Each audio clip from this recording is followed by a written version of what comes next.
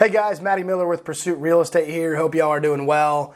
Hey, quickly, I wanted to talk today about the two different strategies that we've been using in our market to sell properties for sellers, and also if you're a buyer, what is the adverse take that you should go about. Stay tuned for some more info.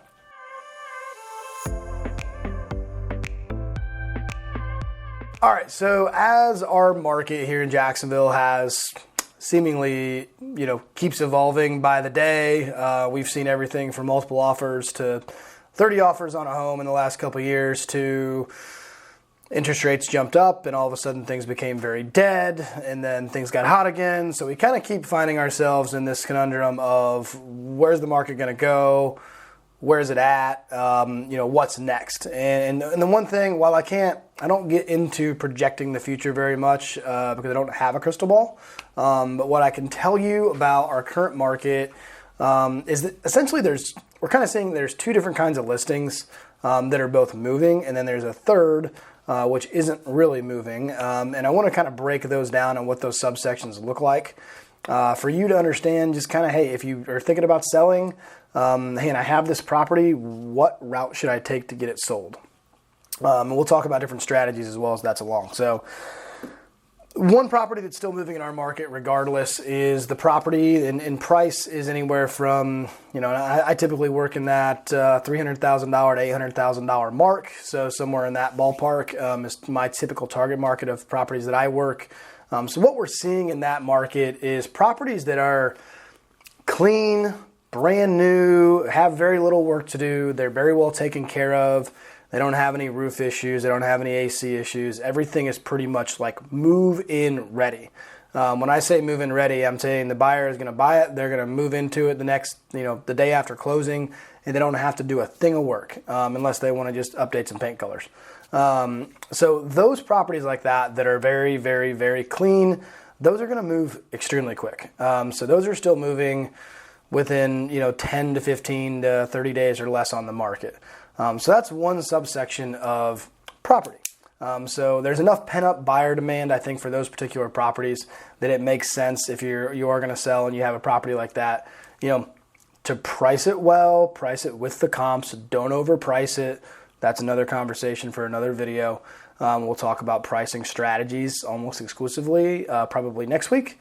But that's one subsection of that. Number two is the property that has, let's say it's a 1980s built property and it's got a roof, but it's 10 years old and it's got an AC that needs to be replaced and it's a little bit outdated. It's not livable, but it's not great.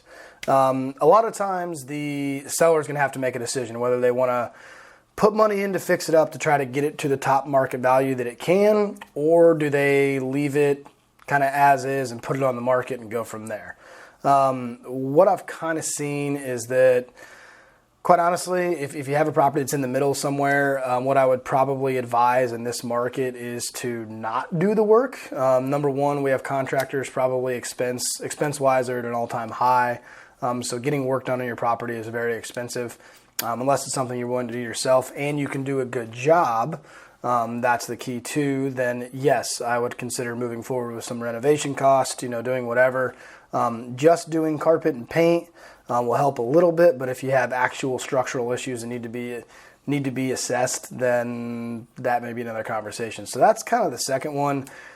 Those types of properties typically will move, but they're going to take a little bit longer, 60 to 90 days. Not everybody's looking to do work when they move in. So I don't know whether that's a trend of our younger generation where they don't want to buy anything and have to put work into it. I don't know kind of where that comes from, but if somebody has an idea on that, let me know. And then you have your third property, which these will always have a market. That market is kind of ever changing, and it seems like this is still a very strong market in our market, and that's the property that needs a whole bunch of work. So it needs a whole bunch of work, and it needs a new roof, it needs an AC, it needs new flooring, it needs new, countertops, kitchens, all these things. There are investors in this market that will absolutely gobble those up. So I believe that the hardest one to kind of move in this market is that middle subsection. The bottom ones, again, the properties need a bunch of work. They're just, hazard houses, if you will, and somebody needs to go in there and redo them all, those properties will move. So will the top end.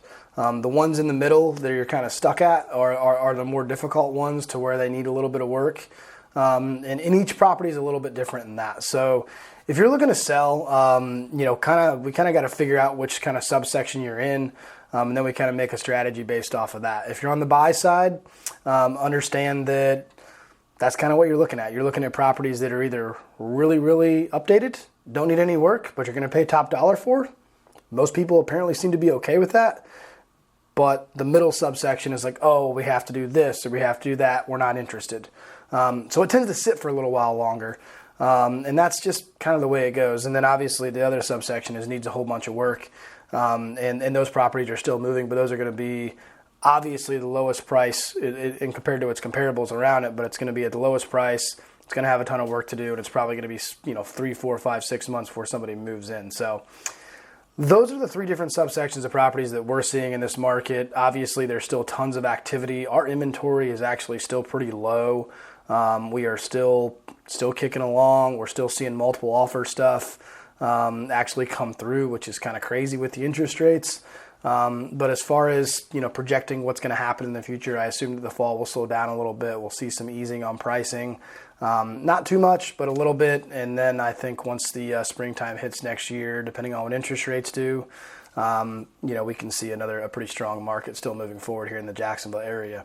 So if you guys have any questions about buying, selling, anything like that, please give me a shout. My name is Matty Miller with Pursuit Real Estate, and I hope you guys have a great day. Take care.